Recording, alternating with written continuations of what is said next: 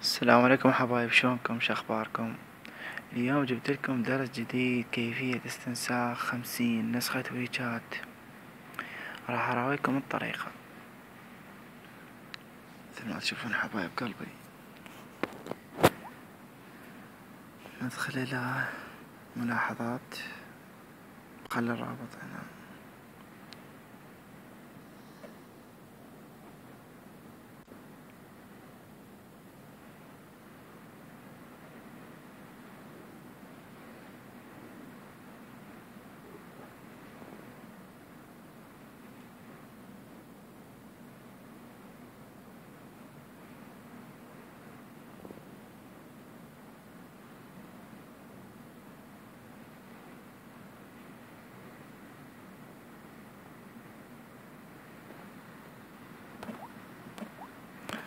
راح نرجع حبايب، اراكم الطريقة.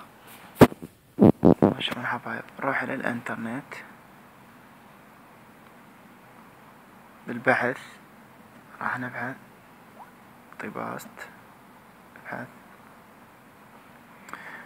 شوفوا حبايب قلبي، عندنا 50 نسخة. شوف، اول شي لازم ننزل المشغل. هذا هو المشغل، ندخل عليه، نعطي هاي السهم، هذا الجواب، هذا معناته تنزيل. هذا اول بداية راح ننزل. لاحظوا هاي الكلمة معناته راح ترجع الى الصفحة السابقة.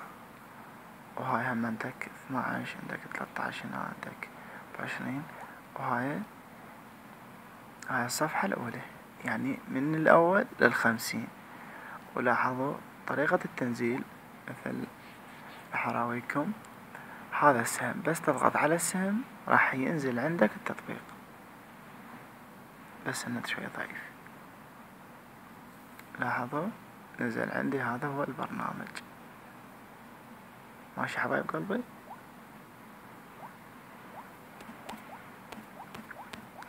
كان وياكم كرر البصراوي.